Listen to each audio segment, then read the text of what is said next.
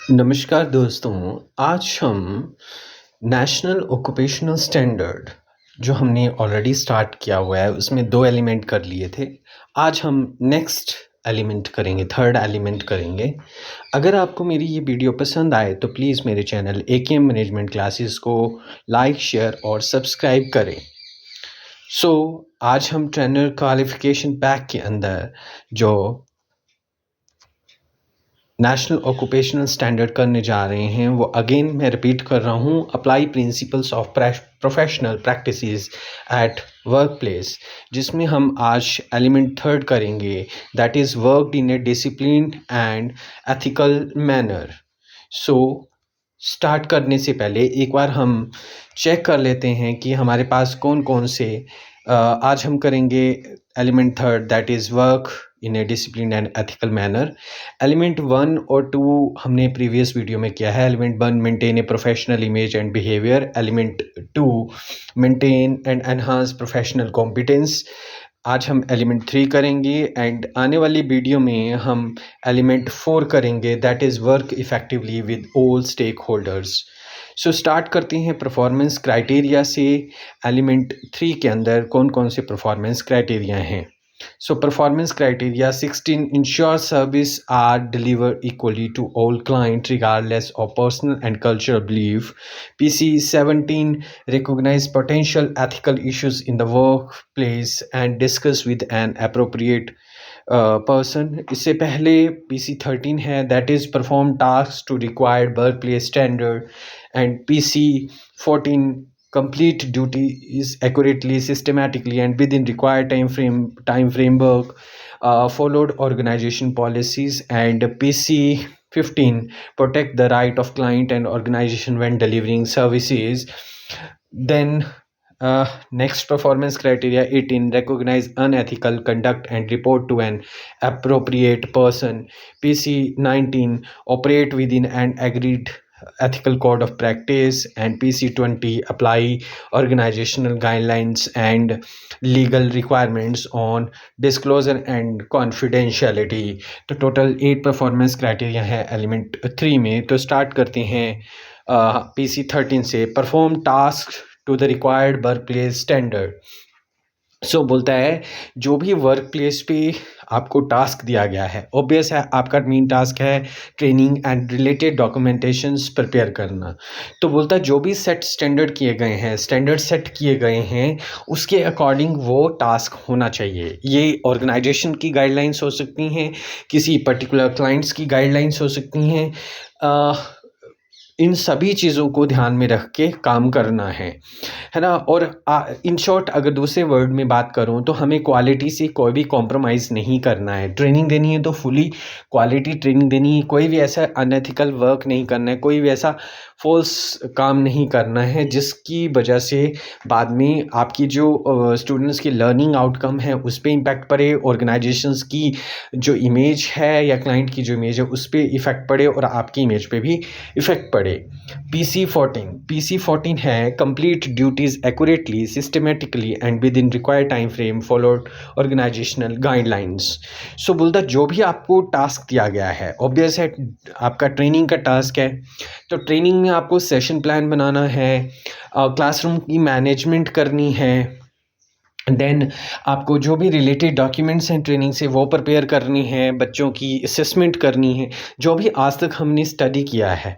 बोलता है जो भी पॉलिसीज़ और प्रोसीजर्स जो गिवन है ना, उसके अकॉर्डिंग आपको वो टाइम लाइन में एक गिवन टाइम पीरियड में उसको कंप्लीट करना ही है ना। सो दैट की लर्निंग आउटकम्स भी, क्योंकि हमेशा कुछ टास्क जो रहेंगे आपके टाइम के अकॉर्डिंग रहेंगे, टाइम फिक्स्ड रहेगा, तो आपको टाइम मैनेजमेंट करना बहुत ज़रूरी है।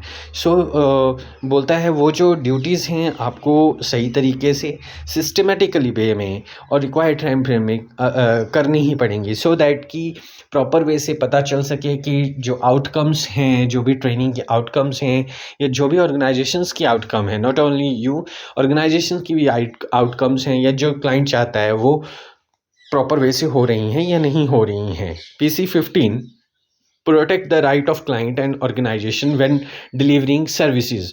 जब भी आप क्लाइंट या ऑर्गेनाइजेशंस के बिहाफ पे कोई सर्विसेज दे रहे हैं, तो बोलता है उसमें राइट्स को प्रोटेक्ट करना है। So always follow the policies. ये कैसे हो सकता है? जब आप ऑर्गेनाइजेशंस के बिहाफ पे, क्लाइंट के बिहाफ पे उनके द्वारा जो पॉलिसीज एंड प्रोसीजर्स बनाए गए हैं उनको प्रॉपर वे से फॉलो करते हैं।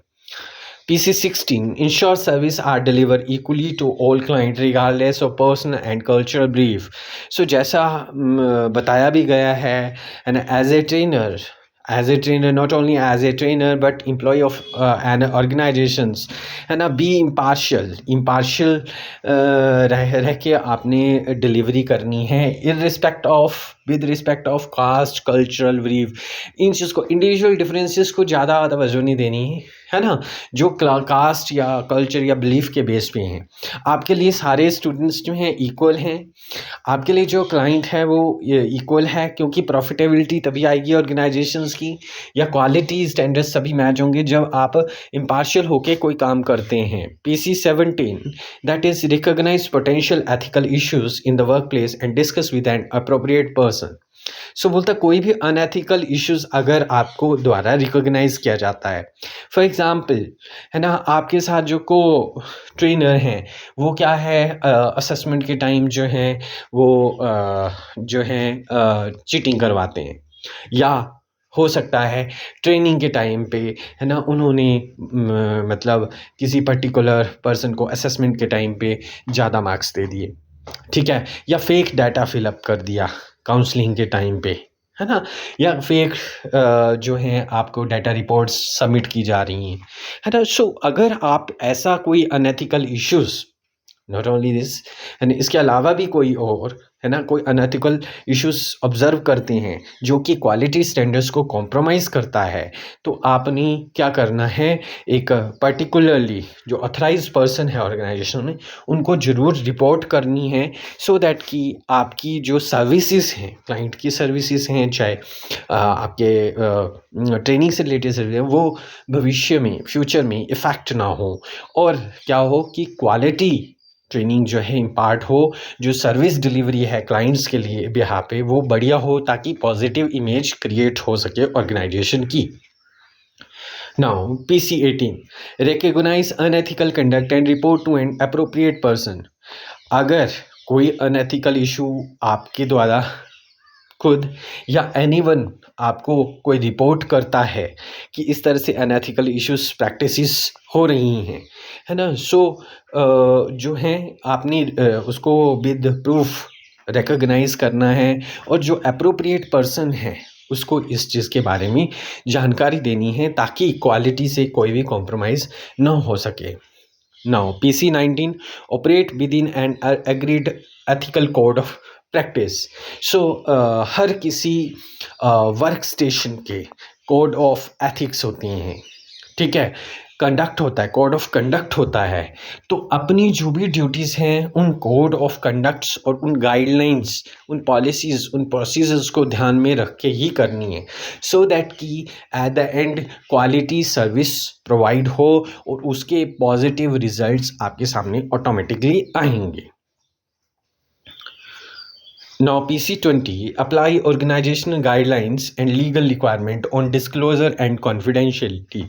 So बोलता है हमेशा कोई भी क्लाइंट का डाटा है, कस्टमर का डाटा है ना, ये आपको ऑर्गेनाइजेशनल की जो गाइडलाइंस हैं रिलेटेड वर्क के, उनके साथ ही रहकर आपको फॉलो करनी होंगी, उसके साथ ही आपको कोई वर्क करना होगा, है ना। आप कुछ ऑर्गेनाइजेशंस के अपने फंडे होते हैं, कुछ ऑर्गेनाइजेशंस की अपनी टेक्निक्स होती हैं काम करने की, जो कि दूसरी ऑर्गेनाइजेशन से उनको यूनिक बनाती हैं, ठीक है, डिफ्रेंशिएट करती हैं। सो कोई भी लीगल या कॉन्फिडेंशियल इश्यूज हैं या कोई भी ऐसा पार्ट है आपके वर्क में, सो आपने उसको कॉन्फिडेंशियल रखना है, शेयर नहीं करना है, चाहे कुछ भी हो, ठीक है, सो दैट कि आप जो है प्रॉपर वे से वर्क कर सकें। अदरवाइज अगर डिफ्रेंशिएशन नहीं होगी तो कॉम्पिटिशन्स में क्या होगा कि आपकी जो ट्रेनिंग है उसका फ़ायदा कोई और लेगा, आपका जो क्लाइंट है उसका फ़ायदा कोई और ले जाएगा।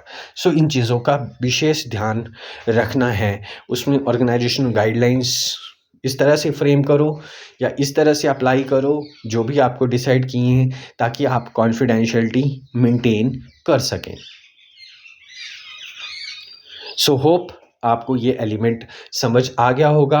अगर आपको ये एलिमेंट थर्ड समझ आ गया है तो प्लीज़ मेरे चैनल AKM मैनेजमेंट क्लास को लाइक, शेयर और सब्सक्राइब करें। Thank you.